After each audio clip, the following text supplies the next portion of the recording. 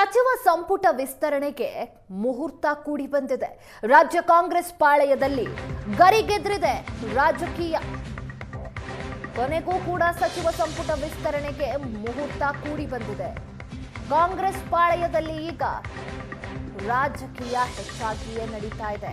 ನಾಳೆ ಮಧ್ಯಾಹ್ನ ದೆಹಲಿಗೆ ಹಾರಲಿದ್ದಾರೆ ರಾಜ್ಯ ನಾಯಕರು. ನಾಳೆ ಡಿಕೆಶಿ, ಸಿದ್ದರಾಮಯ್ಯ, ಹರಿಪ್ರಸಾದ್ ದೆಹಲಿಗೆ ಪ್ರಯಾಣಿಸಲಿದ್ದಾರೆ. ಮಂಗಳವಾರ ಸಂಪುಟ ವಿಸ್ತರಣೆ ಬಗ್ಗೆ ನಿರ್ಣಾಯಕ ಮೀಟಿಂಗ್ ಇರುತ್ತೆ. ಅಂದುಕೊಂಡಂತೆ ಆದ್ರೆ ಬುಧವಾರ ಅಥವಾ ಗುರುವಾರ ಪ್ರಮಾಣ ವಚನ ಸ್ವೀಕಾರ ಕಾರ್ಯಕ್ರಮವೂ ಇರಲಿದೆ. ಈಗಾಗಲೇ ಹೈಕಮಾಂಡ್ ತಲುಪಿರೋ ಡಿಕೆಶಿ,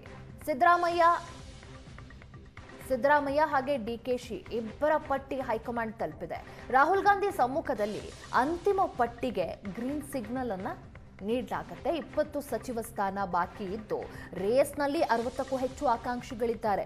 ಈಗ ಮತ್ತೆ ರಾಜಕೀಯ ಚಟುವಟಿಕೆ ಯಾವಾಗ ಗರಿಗೆದ್ರಿತು, ಶಾಸಕರು ಕೂಡ ಆಕ್ಟಿವ್ ಆಗಿಬಿಟ್ಟಿದ್ದಾರೆ ಸಚಿವ ಸ್ಥಾನಕ್ಕಾಗಿ. 20 ಸಚಿವ ಸ್ಥಾನಗಳಿರೋದು, ಆದರೆ 60ಕ್ಕೂ ಹೆಚ್ಚು ಆಕಾಂಕ್ಷಿಗಳಿದ್ದಾರೆ. ನೋಡಿದ್ದೀವಿ ನಾವು ಎಷ್ಟೋ ಬಾರಿ ಮಾತನಾಡಿರುವುದನ್ನ ಶಾಸಕರುಗಳು.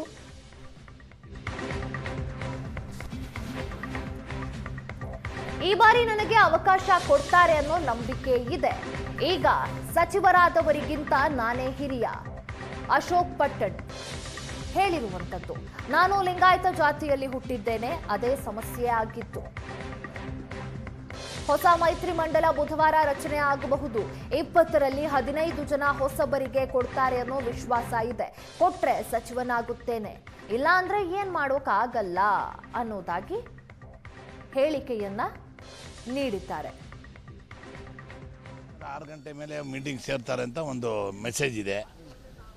ಸೋಮವಾರ ತಪ್ಪಿದ್ರೆ ಮಂಗಳವಾರ 100% ಫೈನಲ್ ಮಾಡ್ತಾರೆ ಅಂತ ನಮಗೆಲ್ಲ ಆಶಾಭಾವನೆ ಇದೆ.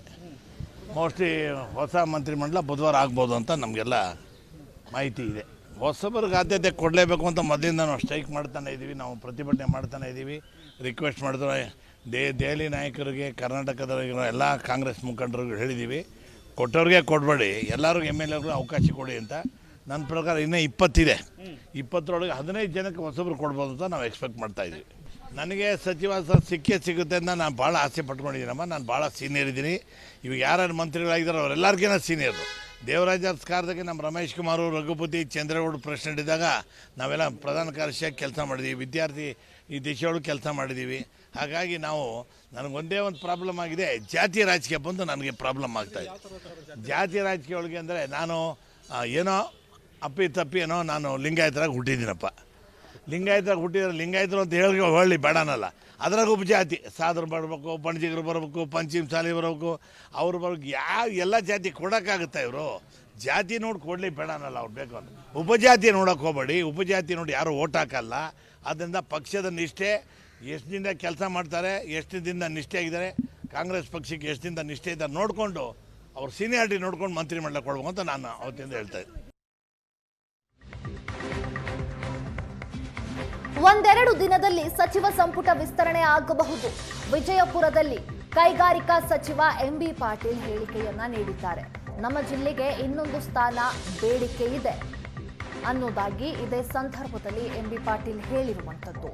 ಯಾರಿಗೆ ಕೊಡ್ತಾರೆ, ಕೊಡಲು ಇನ್ನೊಂದು ಸಚಿವ ಸ್ಥಾನ ಕೊಡಬೇಕು. DCM ಹುದ್ದೆ ನೀಡುವ ಬಗ್ಗೆ ನನಗೆ ಮಾಹಿತಿ ಇಲ್ಲ.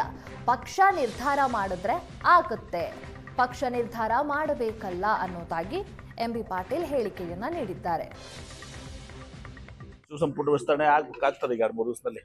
ಸರ್, ಇಬ್ರು ನಮ್ಮಲ್ಲಿ ಕಾಂಪಿಟೇಷನ್ ಅಲ್ಲಿ ಇದ್ದಾರೆ. ಎಲ್ಲಿ?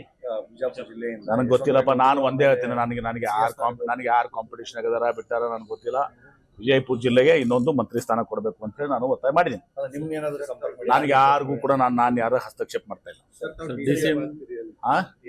DCM ಸ್ಥಾನ ಕೊಡಬೇಕು ಅದು ಯಾವುದು ಕೂಡ ನನಗೆ ಗೊತ್ತಿಲ್ಲ.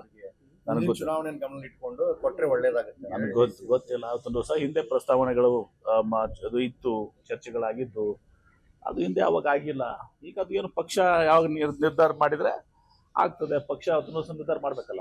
ಅಲ್ಲ, ನಾನು ಇಲ್ಲ ಚರ್ಚೆ ಮಾಡಿದ್ದಾರೆ ಸರ್. ಸಾಮಾಜಿಕ